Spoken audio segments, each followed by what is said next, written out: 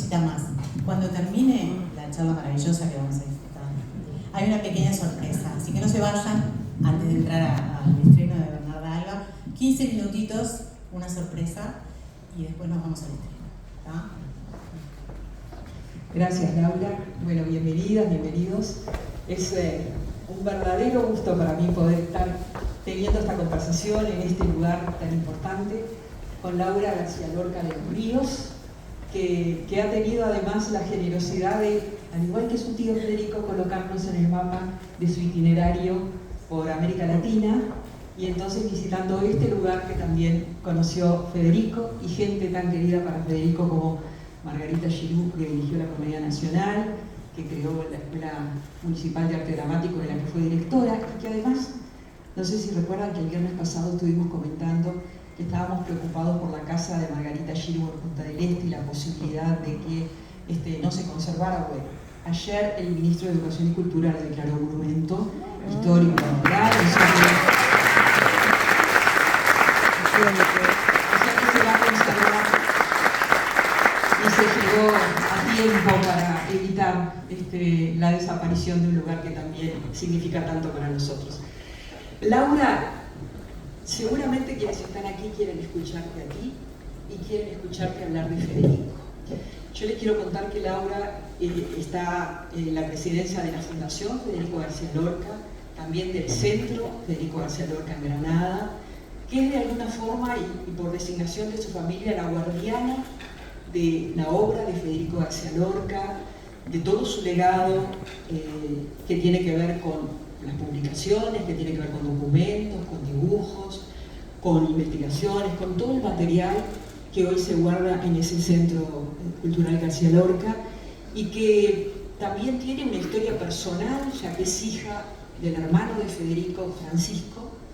Laura nació en el exilio, 18 años después del asesinato de Federico García Lorca, pero viene de una familia muy tocada por el duende de la cultura, ya que también la familia de su madre, los de los Ríos, eran figuras muy importantes. Fernando de los Ríos, su papá, Francisco Giner de los Ríos, y de todo eso Laura ha constituido su carrera de gestora cultural, también vinculada al mundo del cine, del teatro, ha sido actriz, ha sido protagonista de obras de Federico, pero ha hecho esta opción de dedicar su vida entonces a guardar ese legado y ese tesoro que hoy es de todos, pero que hay que custodiar.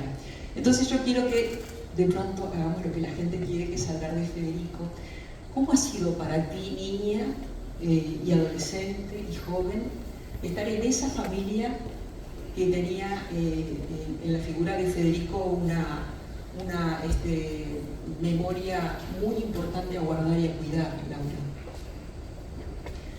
Bueno, primero, muchísimas gracias por invitarme. Es un honor y la verdad que mucha emoción estar aquí. Mucho.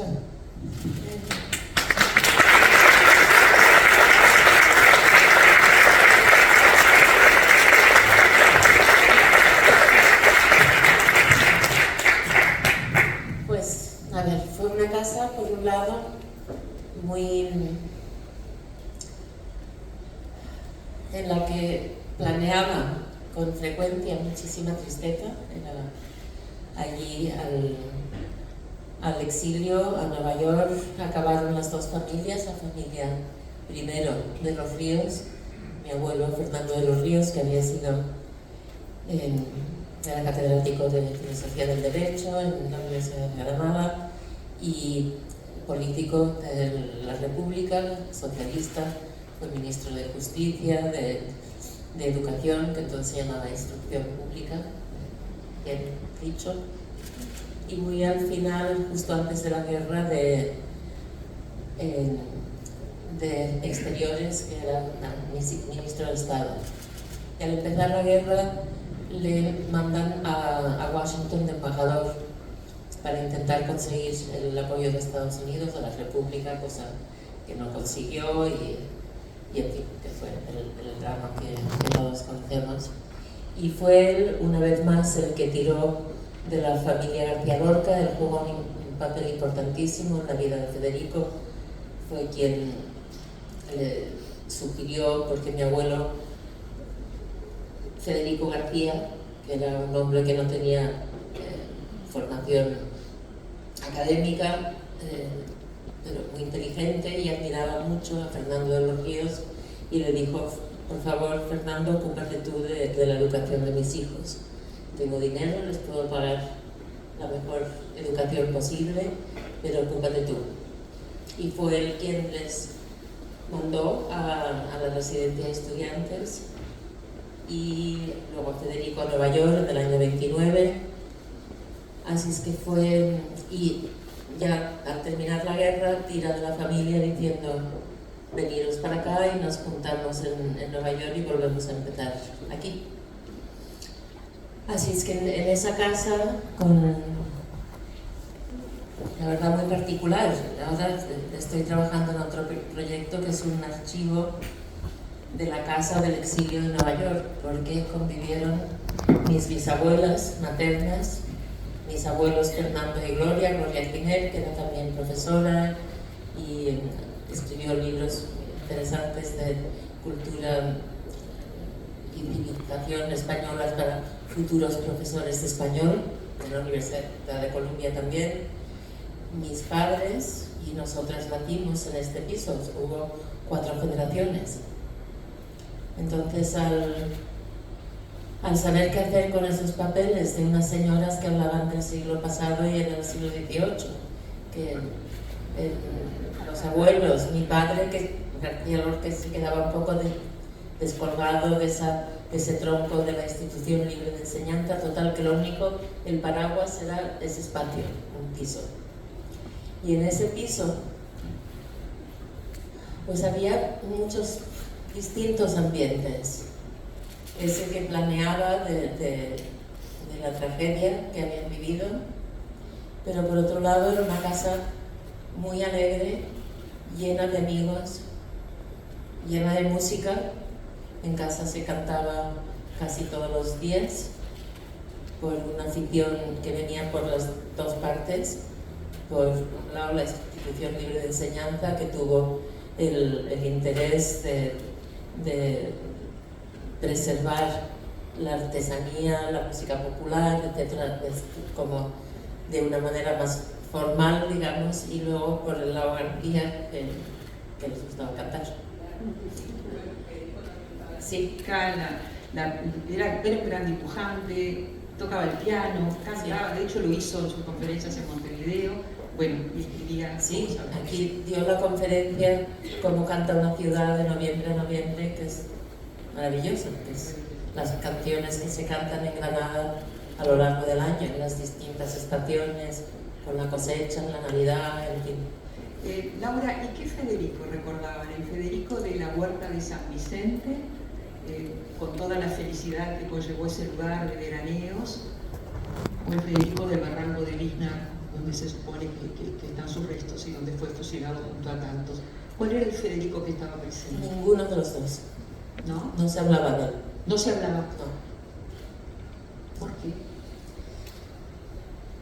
Pues yo creo que porque era demasiado doloroso. Mi padre era persona muy para adentro. Yo creo que nosotras sentimos desde muy pequeñas que era un tema que le entristecía, que los niños sienten muchas cosas, y yo creo que mis hermanas y yo sabíamos que no. Él, a ver, no exactamente así, de pequeña a mí sí me habló de él, pero incluyéndolo contándome juegos, cosas que hacían en La Vega. A Federico le gustaba la fruta madura, a mí me gustaba la fruta verde, le daban miedo las tormentas, pero si venía a cuento por algo. Y ya a partir de una edad, no sé, como de los 9, 10 años o así, yo ya sentí que no. Salvo que la verdad es que eso fue un momento maravilloso con mi padre. mi madre y mi padre daban clases en la Universidad de Columbia y tenían un grupo de teatro en el departamento de español, con profesores y algunos estudiantes más avanzados, y mi padre estaba dirigiendo un Peklimplín. El Peklimplín lo hacía Eugenio Florit, poeta cubano y profesor también de la universidad, estupendo. Y me llevaron a un ensayo, un día que pues no tenían con quién dejarme. Y recuerdo estar sola en el teatro y oír a Eugenio Florit decir: amor, amor, que estoy herido, herido de amor huido, herido, muerto de amor. Decir a todos que ha sido el ruiseñor, bisturí de 4 filos, garganta rota y olvido. Cógeme la mano, amor, que vengo muy mal herido, herido de amor huido, herido, muerto de amor. Y me pareció increíble. Yo acababa de aprender a leer. Y al llegar a casa le dije a mi padre: papi, que eso que ha dicho Enrique, que era muy bonito, yo ya sé leer y quiero que me lo enseñes. Entonces mi padre fue, cogió las obras completas de Aguilar y abrió la página y dijo: pues aquí lo tienes, y lo escribió tu tío Federico. Y noté que había pasado algo, ¿no? Creo que como que sí, que le extrañó, pero por otro lado no. Es decir, que los niños, estábamos comentando antes, que no necesariamente es un poema que obviamente un niño no entiende, y para adultos son ideas, conceptos también muy complejos. Pero ahí está. ¿Qué pasa? Que a un niño se le transmite, entiende cuando tiene cerca la maravilla.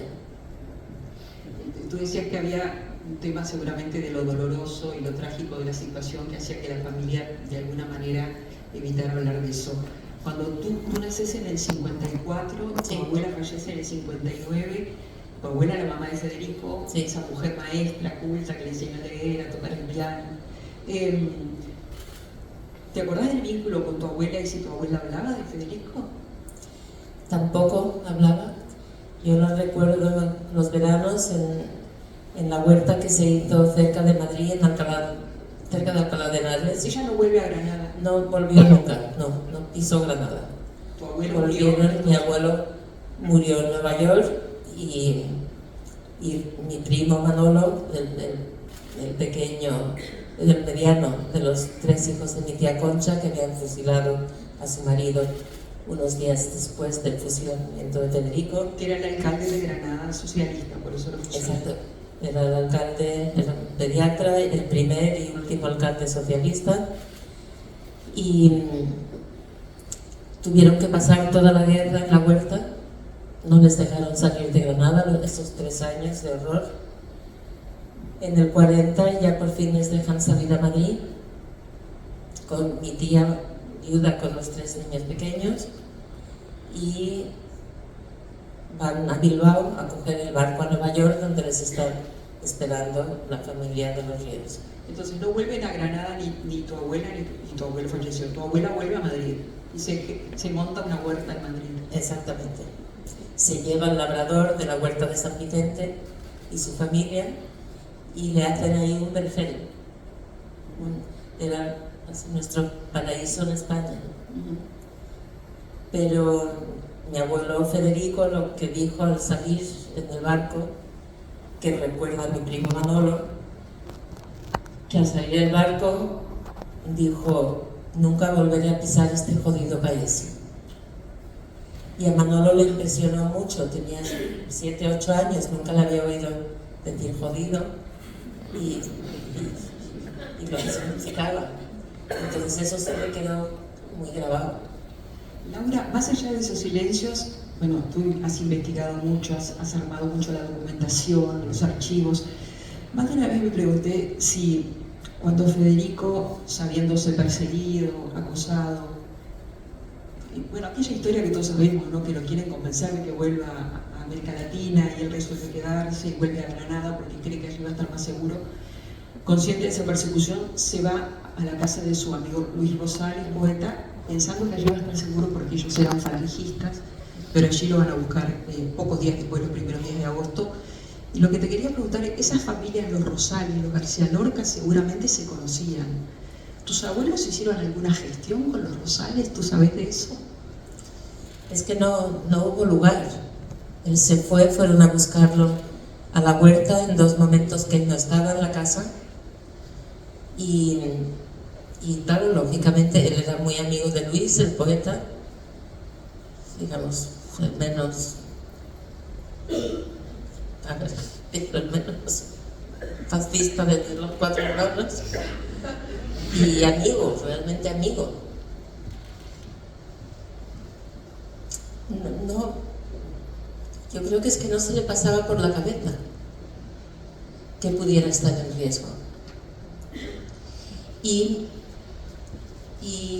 no, mis abuelos, es que no hubo lugar, no hubo tiempo, se lo llevaron a los 3 días y mi abuelo intentó pagar para que no lo mataran. Yo creo que ya se lo habían llevado. Manuel de Falla se puso de rodillas en el gobierno civil para pedir por él. No pudo ser. No hubo tiempo. ¿Por qué lo mataron? ¿Cuáles son las teorías que tienen ustedes? Bueno, yo creo que no son teorías, yo creo que es una realidad muy clara. Él representaba un mundo que era insoportable para esa derecha. Lo representaba políticamente de forma muy clara. Él se pronunció a favor de la República y del proyecto de una España moderna, de una España progresista, de una cultura popular. Fue muy claro. Su homosexualidad era algo también insufrible para esa derecha. Desgraciadamente, para parte de la izquierda también. O sea, no tenemos que olvidar que ese asunto no era exclusivo de la derecha, la homofobia.